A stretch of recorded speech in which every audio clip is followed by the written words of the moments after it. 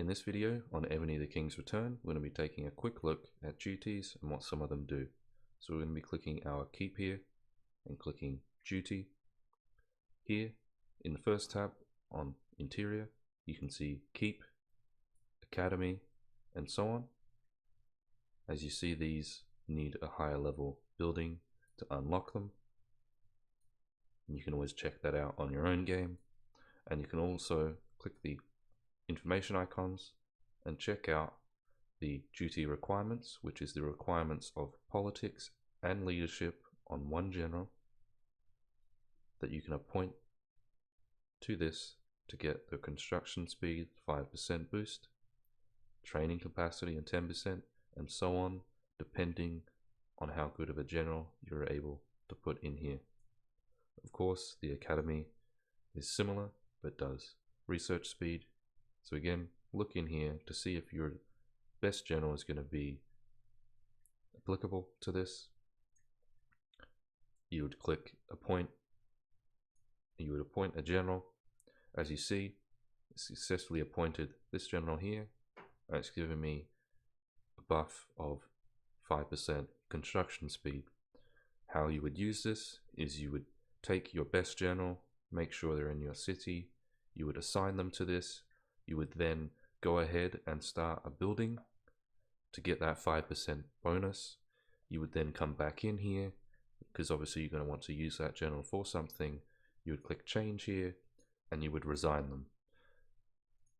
So now you have that general free to attack and to gather and so on, but you still, on that building you just set, got the 5% bonus. It will not disappear once you take the general out of here. The same goes for the academy here. This is going to be a similar theme on most buildings, such as the military buildings here, the archer camp and barracks. We'll just quickly show you that you get a training speed boost and a capacity boost, so how many you can train at once. And the same thing happens where, depending on how good of a general you have, you can get better benefits there.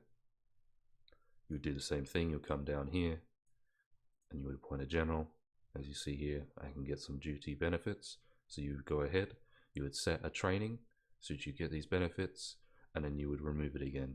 Of course, with these you want to also use a crown, a monarch gear crown, to complement this and to make it go even faster.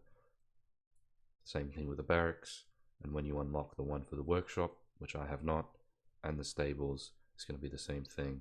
And also you can do some things with the rally spot. As you see, archer tower is different. If you have a general, hopefully a lower general, hopefully you have 2 or 3 generals that are able to be put in here, you put the lowest one in here as a permanent one, because as you see, you can get an archer tower attack boost. This is going to be great for defending your city in undead and PvP. You see, this one gives me that amount. I resign him and put him on.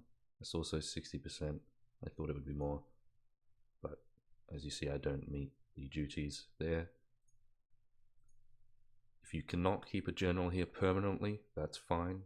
Build towards having a spare general that you can keep in here permanently. Of course, you want to reserve your highest or 2 highest generals at least to something else, so you can attack and have a main city defense general on your walls. That's going to be more important than the archer tower. Do keep that in mind, the main city defense general, which is what I usually use this general for, and that's why I'm going to resign him here. But do keep in mind you want to keep a general in here. It's very important, especially if your bubble drops.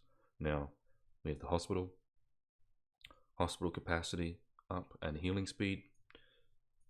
You don't necessarily need to keep a general in here, but it would be beneficial if you have more troops than your hospital can hold, and you're going to permanently kill your troops. If your bubble drops and you die, your troops die, you're going to have some issues. So keeping a general in here permanently could be good, but I don't recommend it if you don't have tons of high level generals to spare.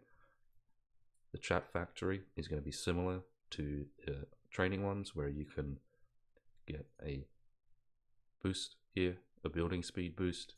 You'd put your crown on and this, you would train some traps, and then you would take the general out again.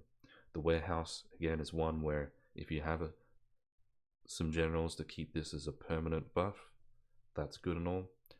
But as you see here, you do need a fairly good general, especially for a new server, to be able to keep in here.